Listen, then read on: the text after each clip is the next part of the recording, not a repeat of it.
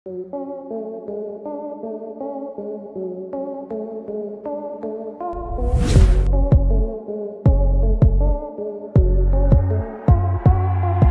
आपके मन में क्या कभी ये सवाल आया है कि आखिर आग गर्म क्यों होती है, ठंडी क्यों नहीं? या फिर ये क्या होगा अगर किसी ट्रेन का ड्राइवर सो जाए? या ये तो पता ही होगा कि राम राम 2 बार क्यों बोला जाता है। अगर नहीं तो आज हम आपको ऐसे ही सवालों के जवाब देने वाले हैं। आइए शुरू करते हैं। फैक्ट नंबर 1, क्या होगा अगर चलती ट्रेन का ड्राइवर सो गया तो? भारतीय रेल दुनिया की सबसे बड़ी रेल सेवा है। वर्तमान में करीब 4000 ट्रेन हर रोज रेल की पटरियों पर दौड़ती है और सफलतापूर्वक यात्रियों को उनके गंतव्य तक ले जाती है। सवाल यह है कि ट्रेन चलाने वाला ड्राइवर भी इंसान होता है। यदि वो चलती ट्रेन में बीमार हो जाए, बेहोश हो जाए, उसे हार्ट अटैक आ जाए, तब ट्रेन का क्या होगा? ट्रेन के ड्राइवर को यदि नींद आ जाए या फिर वो किसी भी कारण से बेहोश हो जाए तो उसके साथ एक असिस्टेंट ड्राइवर होता है। वो सबसे पहले ड्राइवर जगाने की कोशिश करेगा। अगर वो नहीं जागा तो दूसरा ड्राइवर वो ट्रेन को सुरक्षित स्थान तक पहुंचाने के लिए। लेकिन यदि बदकिस्मती से ड्राइवर और असिस्टेंट ड्राइवर दोनों सो जाते हैं तो उस स्थिति में निपटने के लिए इंजन में विजिलेंस कंट्रोल डिवाइस लगा होता है।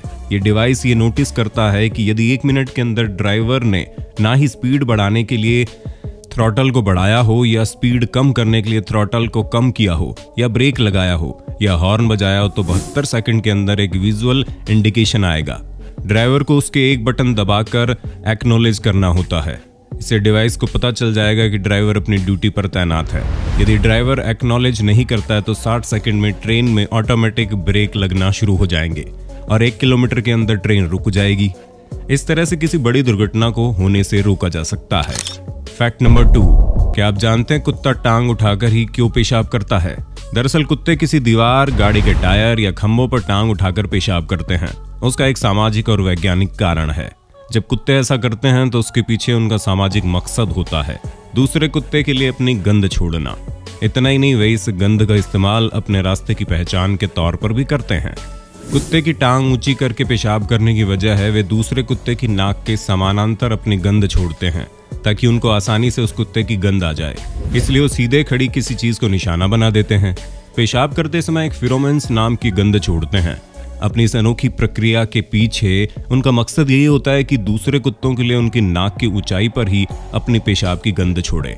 ये गंध हर कुत्ते में अलग अलग होती है, इसलिए कई बार एक क्षेत्र में एक लीडर कुत्ता अपने साथी कुत्ते के साथ अपनी सरहद की पहचान बना लेते हैं।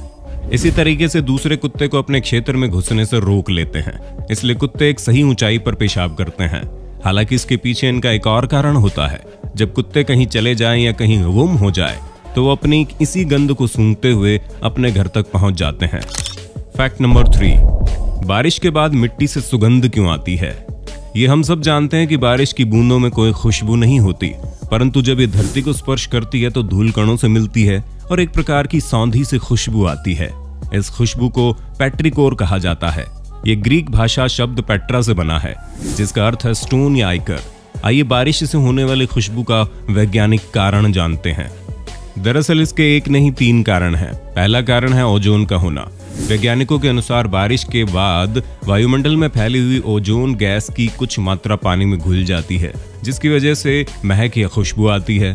हम आपको बता दें, ओजोन गैस की गंध क्लोरीन गैस की तरह थोड़ी तीखी होती है।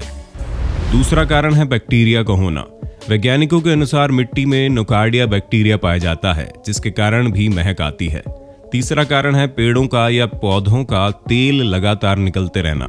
हर किसी पौधे में अपना नेचुरल तेल होता है। जब बारिश पड़ती है तब बारिश की बूंदों के साथ मिक्स होकर ये तेल तेजी से पूरे वातावरण में फैल जाता है। इसके अलावा जब बारिश होती है तो मिट्टी में मौजूद नोकार्डिया बैक्टीरिया धरती के गीले होने पर गैसोमाइन नाम का रसायन छोड़ते हैं। इसके बाद एक और प्रक्रिया होती है जिससे मिट्टी में रहने वाले बैक्टीरिया कई प्रकार के केमिकल्स बनाते हैं, जिसे एक्टिनोमाइसिटीज के नाम से जाना जाता है। ये खुशबूदार यौगिक बारिश के साथ गंध पैदा करने में अहम भूमिका निभाते हैं। जब बारिश की बूंदें धरती या कहें कि मिट्टी में उपस्थित बेहद छोटे छोटे छेदों पर गिरती है, तब वो हवा के छोटे छोटे बुलबुलों में तब्दील हो जाती है। ये बुलबुले फूटने के पहले ऊपर की ओर बढ़ते हैं और हवा में बेहद छोटे छोटे कणों को बाहर निकालते हैं, जिसे एरोसॉल कहते हैं। ये एरोसॉल ही सौंधी खुशबू बिखेरने में भूमिका निभाते हैं।